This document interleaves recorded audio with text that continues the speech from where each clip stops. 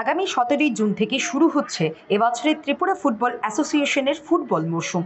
16টি ক্লাবকে নিয়ে আয়োজিত তৃতীয় ডিভিশন ফুটবলের আসরের উদ্বোধন হবে 17ই জুন। আসরের উদ্বোধনী ম্যাচে মুখোমুখি হবে উমাকান্ত মিনি স্টেডিয়ামে শরৎ সংঘ ও ইকফা এফসি। পাশাপাশি 18 জুন থেকে শুরু হবে মহিলা ফুটবলের আসর। সেদিকে লক্ষ্য রেখে ত্রিপুরা রেফারি অ্যাসোসিয়েশনের উদ্যোগে রাজ্যের রেফারিদের নিয়ে শুক্রবার একদিনের ফিটনেস ক্যাম্পের আয়োজন করা হয় উমাকান্ত মিনি স্টেডিয়ামে। এই দিনের এই শিবিরে সারা রাজ্য থেকে 50 জন রেফারি অংশগ্রহণ করে, যার মধ্যে রয়েছে 3 জন মহিলা রেফারি। ত্রিপুরা ফুটবল অ্যাসোসিয়েশন পরিচালিত লিগ ও নকআউট ফুটবল প্রতিযোগিতাগুলো যেন সুন্দরভাবে রেফারিরা পরিচালনা করতে পারে, সেই উদ্দেশ্যকে সামনে রেখেই এই শিবিরের আয়োজন করা হয়েছে বলে জানান ত্রিপুরা রেফারি অ্যাসোসিয়েশনের সচিব নারায়ণ দে। যে ফিটনেস ক্যাম্প আরম্ভ হচ্ছে, এই ফিটনেস ক্যাম্পে আমাদের পুরোপুরি সহযোগিতা করেছেন ত্রিপুরা ফুটবল অ্যাসোসিয়েশন, তাই আমরা আজকে এই ফিটনেস করতে পারছি। আজকে এই ফিটনেস ক্যাম্পে 50 জন রেফারি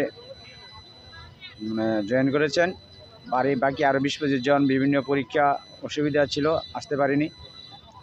আজকে 17 তারিখ থেকে ত্রিপুরা ফুটবল অ্যাসোসিয়েশনের থেকে খেলা শুরু হচ্ছে, তার জন্য আমরা এই প্রস্তুতি নিচ্ছি।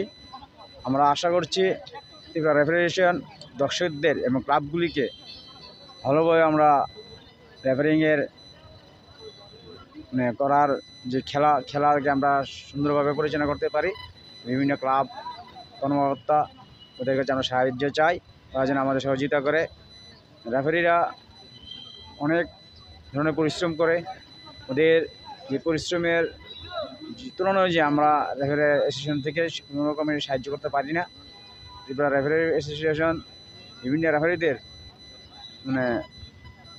সহযোগিতার ইচ্ছা আছে, কিন্তু করতে পারি না, আমাদের আর্থিক অবস্থা খুবই খারাপ।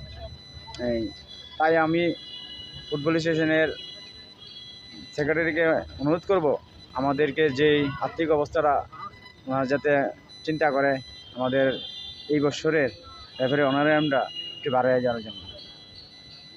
ম্যাচ চলাকালীন সময় দেখা যায় রেফারিদের কিছু সিদ্ধান্ত নিয়ে সেটা মাঠে একটি ম্যাচ ফিফা তো বড় ওয়ার্ল্ড কাপ হতো, রেফারিরা ভুল সিদ্ধান্ত নিতে হয়, রেফারি তো মানুষ, তো এই মানুষই ভুল করে। রেফারিরা ইচ্ছাকৃতভাবে কোনো কিছুই ভুল করে না, অত অগোচর কোনো একটা হয়ে যায়, কিন্তু ওইটা 4 জন রেফারি আছে, আলোচনার মাধ্যমে এটা শেষ হয়।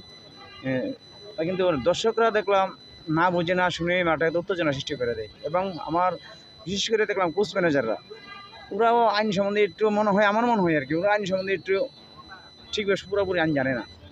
কারণ দেখলাম হাতে লাগলে হ্যান্ডবল চিৎকাচ্ছে, কিন্তু আর হ্যান্ডবল যে হাতে লাগলে হ্যান্ডবল, এটা হাতে লাগলে হ্যান্ডবল না, তার পজিশনটা দেখতে হবে। কিন্তু ওখানে দেখলাম কোচ ম্যানেজাররা হ্যান্ডবল বলে চিৎকার করছে, আর গ্যালারিতে দর্শকরা খেপাই দিচ্ছে।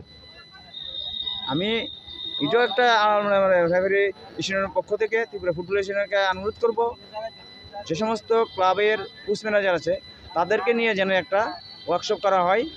আমাদের সিনিয়র রেফারিরা সেই ওয়ার্কশপে পরিচালনা করবে। আমি একটা অনুরোধ রাখবো ত্রিপুরা ফুটবল অ্যাসোসিয়েশনের কাছে। বারবারের রেফারির মান নিয়ে বিভিন্ন প্রশ্ন ওঠে, মান নিয়ে দেখেন তো বাইরের রেফারি তো করছে কিছু করতে পারছে, সেই তো ত্রিপুরা রেফারিরই পুরো খেলা পরিচালনা করছে, পুরো খেলা শেষ করছে। বাইরের রেফারি তো নকআউটে আসে, মাঠে উত্তেজনা হয়েছে, খেলা বন্ধ হয়ে যাচ্ছে। আমাদের